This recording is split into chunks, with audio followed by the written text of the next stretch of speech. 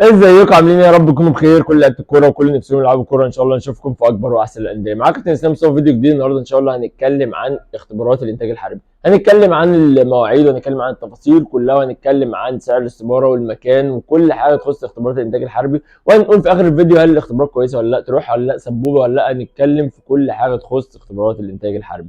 بس لو انت اول مره تتفرج عليا ولسه مش عارف في القناه، انزل دلوقتي حالا اعمل اشتراك في القناه، ولو مشترك بالفعل ما تنساش تدينا لايك كده اللي بيدينا طاقه حاجه عشان نسوي لكم فيديوهات كتير الفتره الجايه. ولو ليك صاحبك مهتم بنفس المحتوى اعمل له شير عشان يستفيد زي ما انت هتستفاد بالظبط. وما تنساش تعمل لي فولو على الانستجرام. ومن غير رغي كتير يلا بينا نبتدي الفيديو، يلا بينا.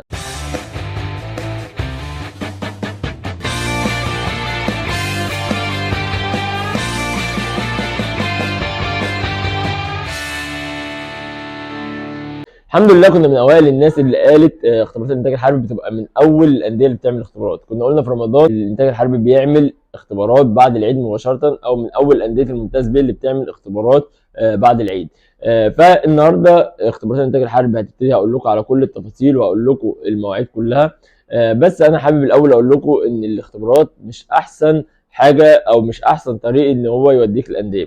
في طرق تانية كتير، منها التسويق عن طريق المباريات الوديه. طب ده انت توصل له ازاي؟ احنا الحمد لله عندنا في اكاديميتنا اكاديميه جولدن بوي مقسمين كل مرحله عمريه الى 3 مجموعات. مجموعه بتتاسس او اللي لسه مبتدئه بنحاول ان احنا ناسسها، مجموعه ثانيه بتاهل اللي هي اعلى شويه بيبقى ناقصها شويه حاجات بنشتغل على النواقص بتاعته، والمجموعه الثالثه مجموعه تسويقيه اللي هي بنعمل بيها مباريات وديه مع فرق كبيره عشان تسوقوا. وده كله موجود عندنا في اكاديميه جولدن بوي. تقدر ان انت تستفسر عن اي حاجه في الارقام اللي تحت اللي موجوده في الاعلان تحت ده. نبتدي بقى اختبارات الانتاج الحربي. النادي الانتاج الحربي كان السنه اللي فاتت كان من الانديه الاستثماريه الجامده جدا اللي هي بتدفع مبالغ كبيره عشان تنضم للنادي. بس مؤخرا النادي فسخ التعاقد مع شركه التسويق اللي كانت واخده القطاع استثماري، ولغى التعاقد خالص. فده انا مش عارف هو هيكمل كده، يا ريت يكمل القطاع كقطاع طبيعي بحيث ان الناس ما تدفعش مقابل مادي وما يتعاقدش تاني مع شركه تسويق، او هو ما يقلبش الموضوع استثماري. فانا اتمنى نادي بحجم الانتاج الحربي ينفذ الكلام ده ويشتغل على الكلام ده. اختبارات الانتاج الحربي ان شاء الله باذن الله هتبقى يوم 20/5. يوم 20/5 هتبقى اسبوع من السبت للخميس، من يوم 20 ليوم 25/5.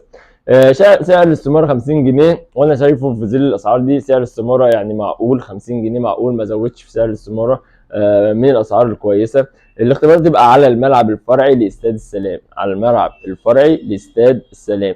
المواليد المطلوبة من اول 2015 لحد 2003. اول 2015 لحد 2003 قلنا الاختبارات هتبقى على الملعب الفرعي لاستاد السلام. سحب الاستمارة يبقى الساعة 11 صباحا من بوابة 6. تسحب الاول، هتروح الساعة 11 الصبح تسحب الاستماره من بوابه 6 قبل الاختبارات. الاختبارات هتبقى الساعه 1. الاختبارات هتبقى الساعه 1 ومتقسمه على حسب المواليد على مدار الاسبوع كله. اقول لكم كل يوم مواليد ايه بالظبط عشان تروح في الميعاد بتاعك وما تروحش في ميعاد تاني وتضيع يوم على الفاضي او تضيع ميعاد الاختبارات بتاعك. وهسيب لكم في الاخر ارقام برضو الاستفسار عن اي حاجه عايز تسال عليها. تقدر ان انت تتصل وتستفسر عن اي حاجه قبل ما تروح، بالذات لو انت جاي من محافظه تانيه او مش من القاهره. الاختبارات كلها هتبدا الساعه 1 الظهر. كل المواعيد اللي انا بقولها دي هتبقى 1 ظهرا. السبت ان شاء الله يوم 20/5 يبقى 2013 و2014 و2015. السبت 2013 و2014 و2015. الحد يوم 21/5 يبقى 2010 و2011 و2012. السبت الحد يوم 21/5 هتبقى 2010 و2011 و2012. التلات يوم 23/5 2007 و2008 و2009. تلات 23/5 2007 و2008 و2009. الاربع يوم 24/5 2005 و2006. الاربع يوم 25 الاربع يوم 24/5 2005 و2006.